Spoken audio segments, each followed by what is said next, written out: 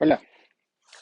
Seguimos avanzando en cómo eh, todo lo que es el contexto del diseño hidrológico. En el video pasado introdujimos lo que es la probabilidad de excedencia, el periodo de retorno, y que está muy relacionado con la probabilidad de excedencia, uno sobre el periodo de retorno, y cómo se determina la probabilidad de excedencia como uno de los factores determinantes perfectos del diseño hidrológico. Una obra se diseña con un periodo de retorno de 100 años, 200 años, 300 años, etcétera, ¿ya? Y después viene el camino de cómo traducir ese periodo de retorno de 100 años, 20 años, lo que sea, a valores de magnitud de los eventos físicos que están asociados a esas condiciones de diseño o a ese nivel de riesgo que nosotros vamos a estar tolerando, ¿ya? Y, y ahí es donde entra todo lo que es el proceso de análisis estadístico, porque como les mencioné por ahí, yo puedo tener dos obras que son iguales desde el punto de vista de su característica, riesgo, etcétera. Por lo tanto, van a tener igual periodo de retorno en términos de su diseño. Sin embargo, las obras pueden estar ubicadas en lugares diferentes, de manera que el caudal o la precipitación de diseño para una obra no necesariamente va a ser igual al caudal o precipitación de diseño para la segunda obra, ¿ya? Eh, y ese paso es el que vamos a comenzar a construir, cómo traducir de caudal, o sea, cómo traducir de periodo de retorno asociado al riesgo a lo que es el caudal o las precipitaciones de diseño. Entonces, para eso vamos a tener series hidrológicas,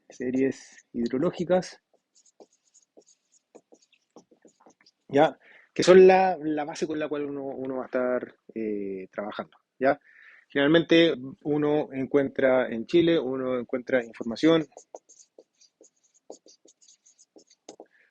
para algo así como 30 o 40 años de datos, ¿ya? Esa es la información que uno encuentra. Hay algunas estaciones con menos datos, hay unas estaciones que son malas, que tienen datos saltados por todos lados, pero en general uno puede encontrar información de ese orden, o incluso mayor, ¿ya? Y esto de acá sería lo que se conoce como la serie completa. Serie completa, ¿ya? Que tengo básicamente todos los datos medios, ¿ya? Todos los datos, supongamos que son años continuos, de que no hay problemas con que fallaron las estaciones o antes cuando se medía a mano siempre fallaba el 18 de septiembre o el primero de enero, ¿ya? No existía el dato para ese día, ¿ya? Entonces tenemos la serie completa. Y a partir de esta serie completa, nosotros vamos a generar muestras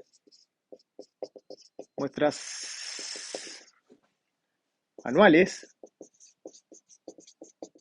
que nos permiten, que están relacionadas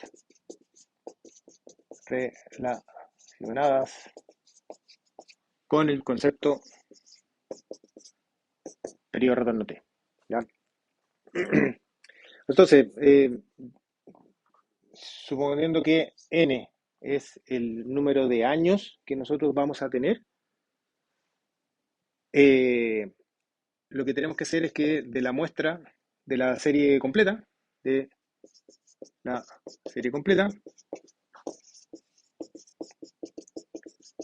debemos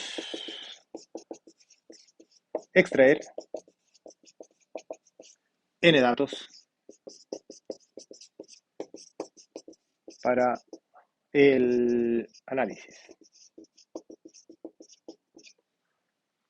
donde n es la cantidad de años, ¿ya? Y esto se conoce como la serie de duración parcial,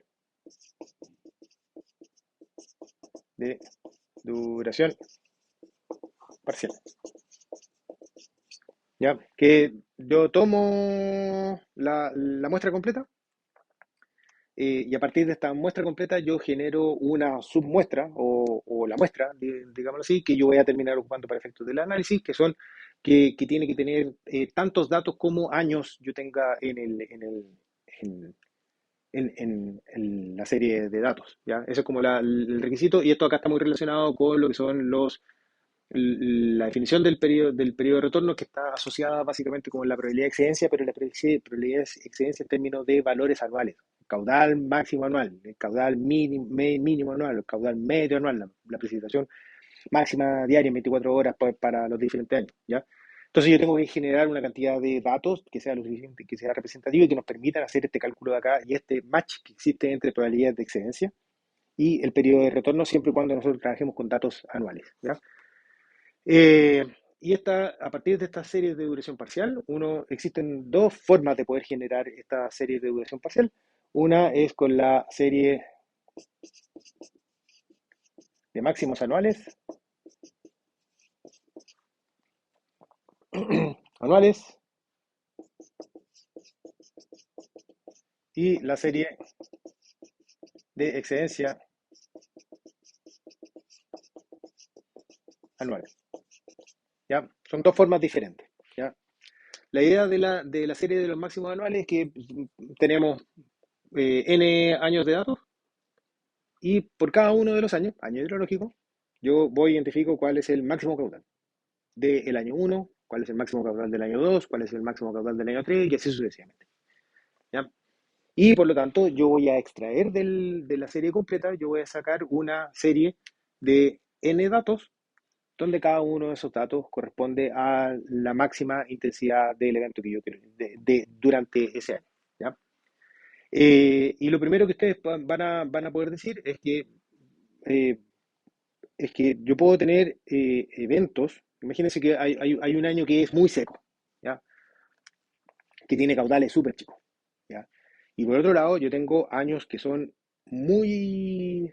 es un año muy lluvioso, donde hubo tres eventos de precipitaciones que inundaron básicamente todo Santiago, toda la faena o lo que sea que estén estudiando. ¿Ya?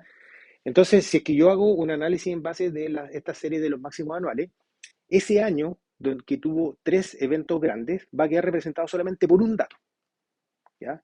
Y por el contrario, otro de los datos de mi serie de duración parcial va a estar representado por el máximo caudal, por ejemplo, de ese año que fue particularmente seco. ¿Ya? Que desde el punto de vista objetivo, el máximo caudal de un año seco puede que no sea ni representativo de lo que ocurre, de lo que son los eventos extremos que yo necesito para efectos de caracterizar el, el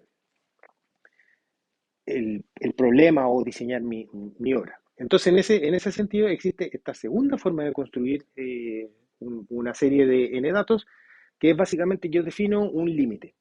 ¿Ya? Límite de intensidad, un máximo de caudal o una precipitación, tal que eh, existan n datos dentro de mi serie completa, existen n datos que superan ese límite que yo ando buscando. Y la idea es ir ajustando básicamente cuál es el límite, tal que me queden solamente los n datos con mayor intensidad. Entonces, de esa forma, yo voy a seguir generando una serie para que yo voy a estar trabajando con n datos, ¿ya? Que es el requisito para poder hacer el match, esto con este periodo de retorno expresado en años. Pero dentro de estos n datos, por ejemplo, van a quedar los tres crecidas importantes del año húmedo y no va a quedar el máximo caudal del año seco. ¿Ya? Entonces ahí yo voy a tener voy a estar construyendo una serie de excedencias que va a ser característica de lo que estaba de los máximos caudales que yo podría estar esperando dentro de una cuenca o las máximas precipitaciones que yo podría estar esperando dentro de una cuenca. ¿Ya? Hay que tener cuidado porque nunca hay que olvidarse que yo tengo que asegurar de entregar datos que sean independientes. Entonces, si es que, por ejemplo, hay una crecida y las crecidas no necesariamente es una subida y una bajada, sino que puede ser subir, bajar. Entonces, que haya dos máximos que están separados por un día. Entonces, si es que yo construyo una serie de máximos anuales, tengo que asegurarme de alguna manera que de estos dos máximos solamente haya uno, porque el otro va a estar condicionado a la existencia del primero. ¿Ya? Eh, entonces, hay algunas sutilezas que hacen que hay que trabajar con cuidado con estos valores de la serie de excedencia anual, Pero la idea, la filosofía que hay detrás de acá, de la serie de excedencias anuales, es generar un set de datos que efectivamente sea representativo de los eventos extremos que uno va teniendo. ¿Ya? ¿Cuál se ocupa? Eh, Depende del caso. Yo he visto aplicaciones más bien por el lado de los máximos anuales. ¿Ya?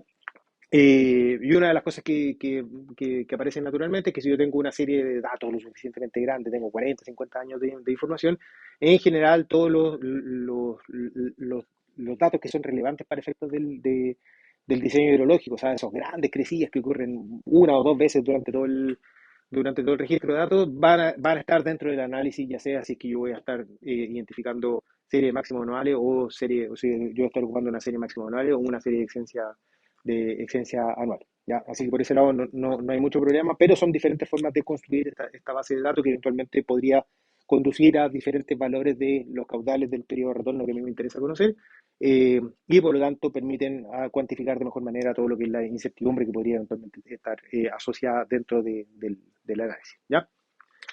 Entonces, con todo este resultado de acá, se obtiene, a partir de todo esto acá, se obtiene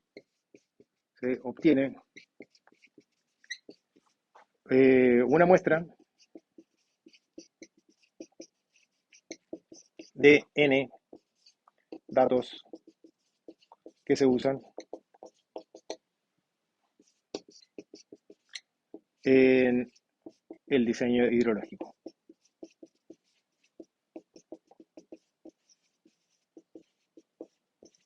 ¿Ya?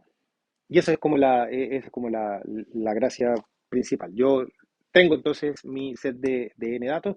¿Cuáles son valores de datos para más o menos recomendables del orden de 30 años? ¿Ya?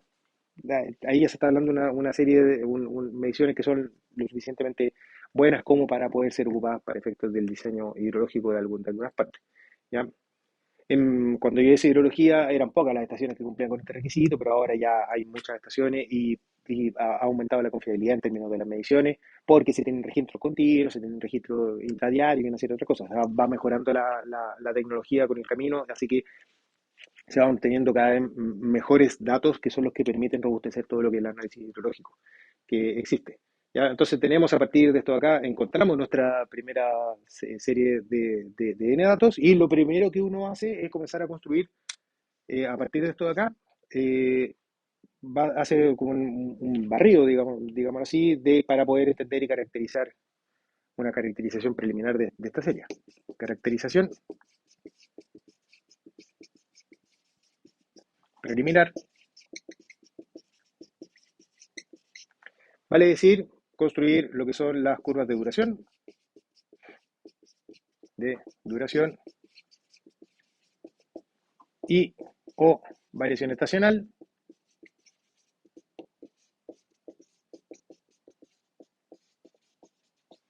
o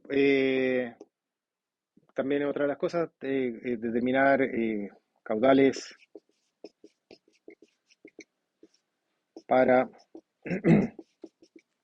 determinados periodos de retorno, más que periodo de retorno, probabilidad de excedencia,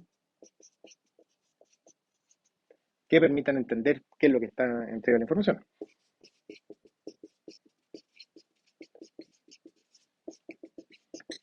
entender los datos, ¿ya? O también eventualmente uno va a ocupar toda esta serie de acá para calcular los estadísticos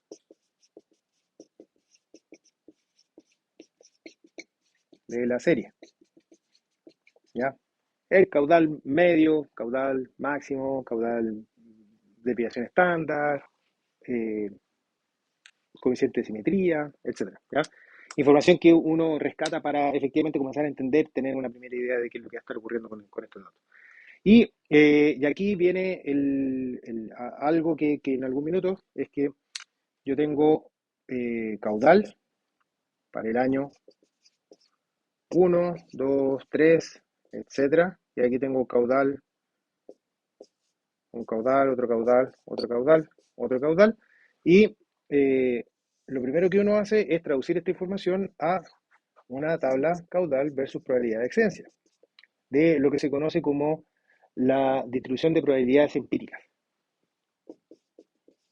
La distribución empírica de los datos. ¿Y cómo se hacía esto acá? En general, ordenamos de mayor a menor, y en cada una de las probabilidades de excedencia, lo que se ocupa es una fórmula que se calcula la probabilidad de excedencia de que el caudal sea mayor o igual a este dato que yo tengo acá al lado, donde en términos generales ustedes pueden calcular esa probabilidad de excedencia como I menos A dividido por N más 1 más 1 menos 2A, donde I es la posición en la tabla, o sea, aquí I, ese va a estar 1, 2, 3, N, ¿ya? El mayor dato va a estar asociado a la posición 1, el menor dato va a estar asociado a la posición N, esto ya lo estuvimos viendo, ¿ya? Y A depende de diferentes autores,